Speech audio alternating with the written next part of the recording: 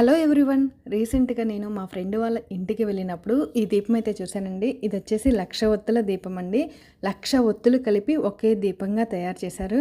ఎంత అద్భుతంగా ఉందో అసలు.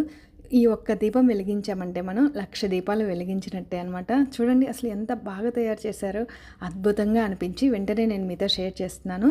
ఈ దీపాన్ని ఏదైనా విశేషమైన దేవాలయాలకు వెళ్ళినప్పుడు మనం ముందు రోజు నైటే నూనెలో కానీ ఆవు నెయ్యిలో కానీ నానబెట్టుకొని దేవాలయానికి వెళ్ళినప్పుడు వెలిగించి ఏదైనా కోరిక కోరుకున్నామంటే ఖచ్చితంగా నెరవేరుతుంది.